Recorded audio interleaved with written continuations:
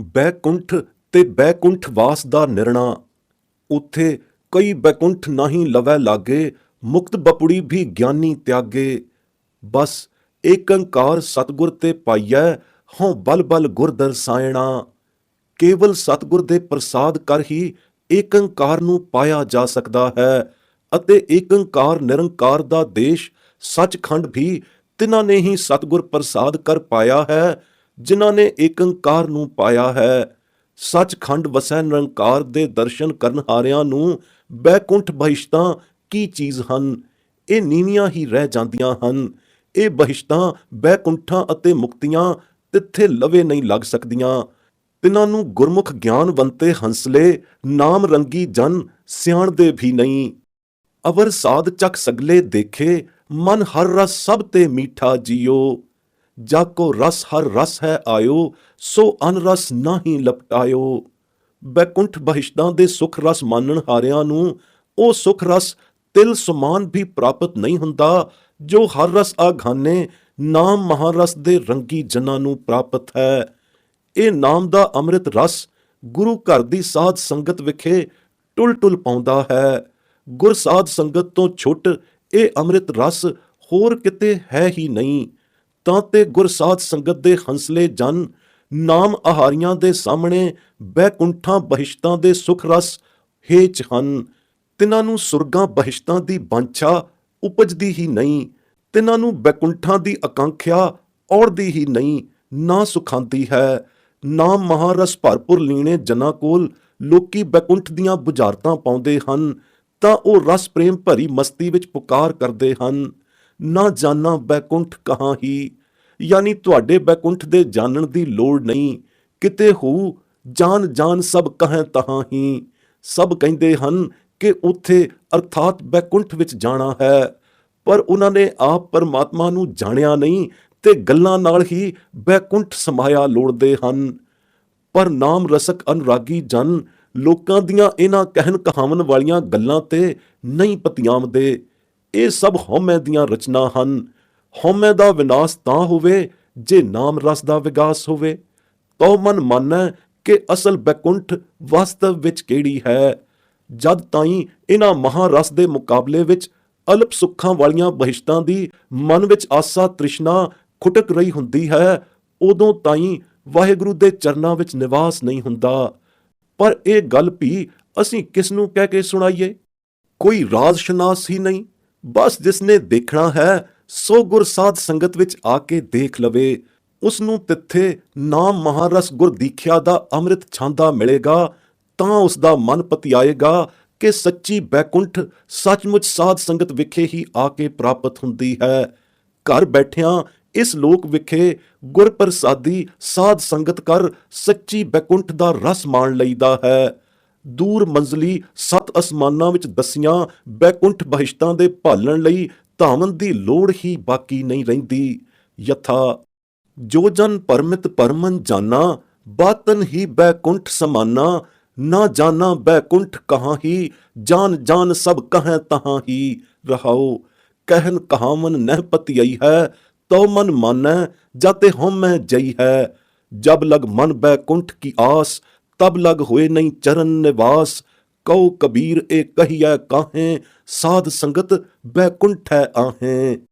ਜਿੱਥੇ ਜਿਸ ਅਸਥਾਨ ਵਿਖੇ, ਜਿਸ ਨਗਰ ਵਿਖੇ ਗੁਰਮੁਖ ਨਾਮ ਜਪਣ ਹਾਰੇ ਸੰਤ ਜਨਾਂ ਦਾ ਸਤ ਸੰਗਤ ਮੰਡਲੀ ਵਾਸਾ ਹੈ, ਸੋ ਨਗਰ ਬੈਕੁੰਠ ਨਗਰ ਹੈ, ਸੋ ਅਸਥਾਨ ਬੈਕੁੰਠ ਅਸਥਾਨ ਹੈ। ਸਤ ਸੰਗਤ ਮੰਡਲ ਮੈਂ ਬੈਸ ਕੇ ਨਾਮ ਮਹਾਰਸ ਦੇ ਗਟਾਕ ਦੂਣੇ ਚੌਣੇ ਪੁੰਚੀਦੇ ਹਨ। ਨਾਮ ਰਿਦ ਜੋਤ ਵਿਗਾਸ ਦਾ ਲਿਵ ਚਰਨ ਨਿਵਾਸੀ ਬਿਸਮਾਦ ਆਨੰਦ ਨਾਮ ਅਭਿਆਸੀਆਂ ਨੂੰ ਸਤ ਸੰਗਤ ਮੰਡਲ ਵਿਖੇ ਕੀਰਤਨ ਕਰਦਿਆਂ ਸੁਣਦਿਆਂ ਅਧਿਕ ਤੋਂ ਅਧਿਕ ਆਉਂਦਾ ਹੈ। ਜਿਸਨੇ ਇਹ ਆਨੰਦ ਰਸ ਮਾਣਨਾ ਹੈ ਤਾਂ ਮਾਣ ਕੇ ਦੇਖ ਲਵੇ। ਸੱਚੀ ਬੈਕੁੰਠ ਦੇ ਮਨ ਤਨ ਕਰਕੇ ਮਾਨਣ ਦਾ ਮਹਾਸੁਖ ਆਨੰਦ ਕਰਕੇ ਜਿਸਨੇ ਦੇਖਣਾ ਹੋਵੇ ਤਾਂ ਨਿਸੰਗ ਅਜ਼ਮਾ ਕੇ ਵੇਖ ਲਵੇ। ਅਨਿਕ ਭੋਜਨਾ ਬਿੰਜਨਾਂ ਦੇ ਸਵਰਗੀ ਬਹਿਸ਼ਤੀ ਬੈਕੁੰਠੀ ਭੋਗ ਵੀ ਅੰਮ੍ਰਿਤ ਰਸ ਨਾਮ ਬਿੰਜਨ ਦੇ ਮੁਕਾਬਲੇ ਹੇਚ ਤੁੱਛ ਹਨ। ਅੰਮ੍ਰਿਤ ਨਾਮ ਮਹਾਰਸ ਦੇ ਅੰਤਰ ਆਤਮੇ ਪੁੰਚਿਆਂ ਅਲੌਕਿਕੀ ਬਿੰਜਨਾ ਭੋਜਨਾ ਦੇ ਅਚਰਜ ਬਿਸਮਾਦ ਅਹਿਲਾਦੀ ਸਵਾਦ ਆਉਂਦੇ ਹਨ, ਜੋ ਵਰਨੇ ਨਹੀਂ ਜਾ ਸਕਦੇ। ਇਹਨਾਂ ਅਸਚਰਜ ਅਮੀਰਾਂ ਸਵਾਦਾਂ ਨੂੰ ਚੱਖ ਕੇ ਮਾਇਕ ਪਦਾਰਥਾਂ ਭੋਜਨਾਂ ਬਿੰਜਨਾਂ ਦੀ ਸਭ ਲੋਭ ਲਾਲਸਾ ਮਿਟ ਜਾਂਦੀ ਹੈ ਅਤੇ ਸਾਰੀ ਤ੍ਰਿਸ਼ਨਾ ਭੋਗ ਰਸ ਪੁੰਚ ਹੰਡਾਉਣੀ ਤ੍ਰਿਸ਼ਨਾ ਬੁਝ ਜਾਂਦੀ ਹੈ। ਪਾਰ ਬ੍ਰਹਮ ਦੀ ਸ਼ਰਨ ਚਰਨੀ ਮੌਜ ਵਿੱਚ ਸੁਰਤੀ ਬਿਰਤੀ ਗਲਤਾਨ ਰਹਿੰਦੀ ਹੈ। ਜਨਮਾਂ ਜਨਮਾਂ ਦੇ ਭੈ ਮੋਹ ਨਿਵਾਰਨ ਹੋ ਜਾਂਦੇ ਹਨ। ਐਸੀ ਕਿਰਪਾ ਆਣ ਹੁੰਦੀ ਹੈ ਪਰਮਾਤਮਾ ਦੀ, ਗੁਰੂ ਨਾਨਕ ਸਾਹਿਬ ਦੇ ਦਰ ਕਰਦੇ ਨਾਮ ਰਸੀੜੇ ਸੇਵਕ ਸਿੱਖ ਜਨ ਦਾਸਾਂ ਉੱਤੇ। ਯਥਾ ਬੈਕੁੰਠ ਨਗਰ ਜਹਾਂ ਸੰਤ ਵਾਸਾ, ਪ੍ਰਭ ਚਰਨ ਕਮਲ ਰਿਦ ਮਾਹਿ ਨਿਵਾਸਾ।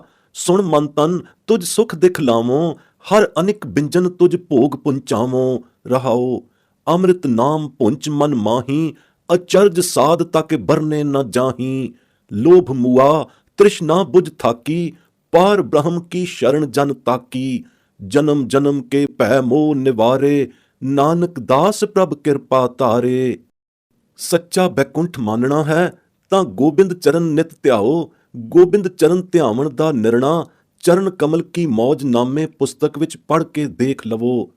ਜੇ ਸੱਚੀ ਮੁਕਤੀਮਈ ਪਦਾਰਥ ਨੂੰ ਪ੍ਰਾਪਤ ਕਰਨਾ ਹੈ ਤਾਂ ਗੁਰਸਾਧ ਸੰਗਤ ਗੁਰਦੁਆਰੇ ਆਏ ਕੇ ਸ੍ਰੀ ਗੁਰੂ ਗ੍ਰੰਥ ਸਾਹਿਬ ਦੀ ਤਾਬਿਆ ਪੰਜਾਂ ਪਿਆਰਿਆਂ ਤੋਂ ਅੰਮ੍ਰਿਤ ਹਰ ਕਾ ਨਾਉ ਗੁਰਮਤਿ ਨਾਮ ਪ੍ਰਾਪਤ ਕਰਕੇ ਦੇਖੋ ਅਤੇ ਅਤੁੱਟ ਨਾਮ ਅਭਿਆਸ ਕਮਾਈਆਂ ਕਰਕੇ ਸੱਚੇ ਮੁਕਤ ਪਦਾਰਥ ਦੇ ਰਸ ਪੁੰਚੋ। ਹੇ ਵਾਹਿਗੁਰੂ ਭਗਵਾਨ, ਐਸੀ ਕਿਰਪਾ ਕਰੋ ਕਿ ਅਸੀਂ ਗੁਰਦੁਆਰੇ ਢਹਿ ਕੇ ਸਤਸੰਗ ਕਰਦੇ ਹੋਏ ਆਪਣਿਆਂ ਕੰਨਾਂ ਦੁਆਰਾ ਅੰਮ੍ਰਿਤ ਬਾਣੀ ਦੇ ਪਾਠ ਕੀਰਤਨਮਈ ਤੇਰੀ ਅੰਮ੍ਰਿਤ ਕਥਾ ਨੂੰ ਸੁਣਦੇ ਰਹੀਏ।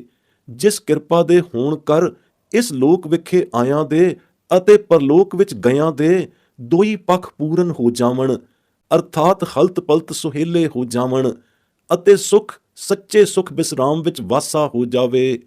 ਸੋਧ ਸੋਧ ਕੇ ਇਹੀ ਤੱਤਾਂ ਸਿਰ ਤੱਤ ਨਿਕਲਿਆ ਹੈ ਕਿ ਗੁਰਮਤਿ ਭਗਤੀ ਹੀ ਸਭ ਮੁਕਤੀਆਂ ਤੋਂ ਸ੍ਰੇਸ਼ਟ ਮੁਕਤੀ ਹੈ ਅਤੇ ਗੁਰਮਤਿ ਭਗਤੀ ਹੀ ਸਾਰੀਆਂ ਬੈਕੁੰਠਾਂ ਤੋਂ ਸਿਰਮੌਰ ਅਤੇ ਸੰਪੂਰਨ ਬੈਕੁੰਠ ਹੈ।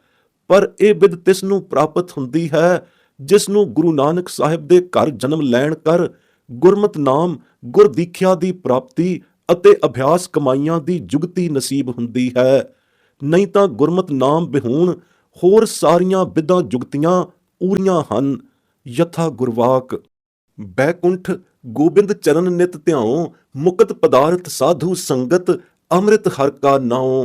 ਰਹਾਓ ਊਤਮ ਕਥਾ ਸੁਣੀ ਜੈ ਸ਼੍ਰਵਣੀ, ਮਇਆ ਕਰੋ ਭਗਵਾਨ ਆਵਤ ਜਾਤ ਦੋ ਪਖ ਪੂਰਨ, ਪਾਈਐ ਸੁਖ ਬਿਸਰਾਮ। ਸੋਧਤ ਸੋਧਤ ਤਤ ਵਿਚਾਰਿਓ ਭਗਤ ਸ੍ਰੇਸ਼ਟ ਪੂਰੀ, ਕਉ ਨਾਨਕ ਇਕ ਰਾਮ ਨਾਮ ਬਿਨ ਅਵਰ ਸਗਲ ਬਿਧ ਊਰੀ।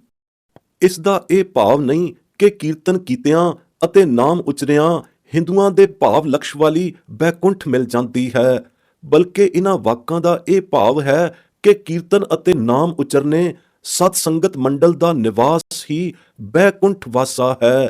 ਹੋਰ ਬੈਕੁੰਠ ਬਾਛਾਂ ਗੁਰਸਿੱਖਾਂ ਨੂੰ ਬਿਵਰਜਿਤ ਹਨ। ਗੁਰੂ ਨਾਨਕ ਸਾਹਿਬ ਸੱਚੇ ਸਤਿਗੁਰੂ ਸਾਧ ਨੇ ਜਿੱਥੇ ਜਿੱਥੇ ਪੈਰ ਧਰਿਆ ਹੈ ਉਹ 68 ਤੀਰਥ ਬਣ ਗਿਆ। ਸੱਚਾ 68 ਤੀਰਥ ਉਹੀ ਹੈ ਜਿੱਥੇ ਸਤਿਗੁਰਾਂ ਨੇ ਚਰਨ ਪਾਏ ਹਨ, ਨਹੀਂ ਤਾਂ ਹੋਰ ਤੀਰਥਾਂ ਦੀ ਮਹੱਤਤਾ ਹੀ ਊਰੀ ਹੈ। ਹਾਂ, ਜਿੱਥੇ ਜਿੱਥੇ ਗੁਰੂ ਸਾਹਿਬਾਨ ਨੇ ਆਨ ਤੀਰਥਾਂ ਤੇ ਵੀ ਚਰਨ ਪਾਏ ਹਨ ਉਹ ਤੀਰਥ ਵੀ ਪਵਿੱਤਰ ਪਾਵਨ ਹੋ ਗਏ ਹਨ।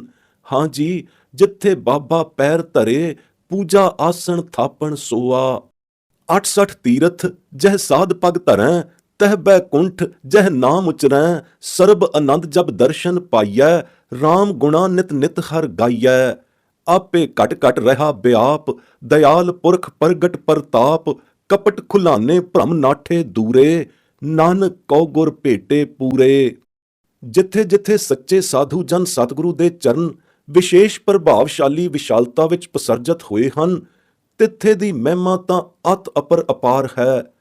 ਤੈਸੇ ਪਰਮ ਪਾਵਨ ਗੁਰ ਅਸਥਾਨ ਪਰਥਾਏ ਹੀ, ਡਿੱਠੇ ਸਭੇ ਥਾਂ ਨਹੀਂ ਤੁਧ ਜਿਹਿਆ ਵਾਲਾ ਗੁਰਵਾਕ ਉਚਾਰਨ ਹੋਇਆ ਹੈ। ਤਿੱਥੇ ਦਿਆਲ ਪੁਰਖ ਦਾ ਪ੍ਰਗਟ ਪ੍ਰਤਾਪ ਵਰਤਿਆ ਹੈ।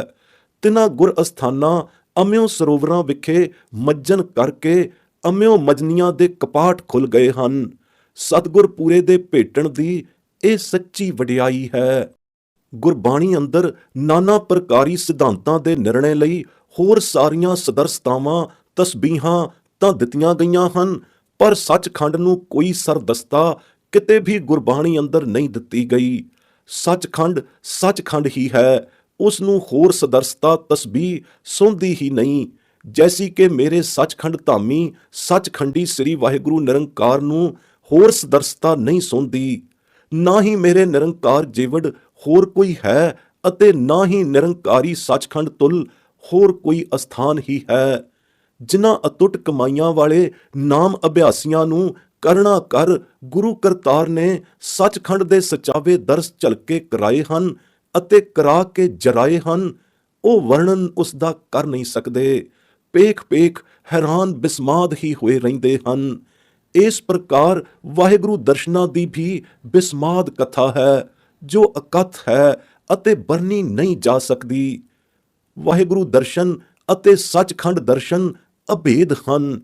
ਉਹ ਫੋਕੀਆਂ ਕਿਆਸ ਅਰਾਈਆਂ ਕਰਦੇ ਹਨ, ਜਿਨ੍ਹਾਂ ਨੇ ਵਾਹਿਗੁਰੂ ਦਰਸ਼ਨ ਅਤੇ ਸੱਚਖੰਡ ਦਰਸ਼ਨ ਦੇ ਨਕਸ਼ੇ ਖਿੱਚ ਖਿੱਚ ਕੇ ਚਿੱਤਰਕਾਰੀਆਂ ਕਰਕੇ ਕਾਗਜ਼ ਕਾਲੇ ਕੀਤੇ ਹਨ। ਸਤਿਗੁਰੂ ਤਿਨਾਂ ਨੂੰ ਸੁਮਤ ਬਖਸ਼ੇ, ਨਹੀਂ ਤਾਂ ਉਹਨਾਂ ਲਈ ਬੜਾ ਘਾਟੇ ਦਾ ਸੌਦਾ ਹੈ। ਅਗੰਮੀ ਮੰਡਲਾਂ ਦੇ ਨਕਸ਼ੇ ਬੰਨਣ ਲਈ 81 ਘੋੜੇ ਦੌੜਾਉਣੇ ਦਿਮਾਗੀ ਉਡਾਰੀਆਂ ਹੀ ਹਨ, ਹੋਰ ਕੁਛ ਨਹੀਂ, ਨਾ ਹੀ ਇਸ ਤੋਂ ਕੁਛ ਹਾਸਲ ਹੈ।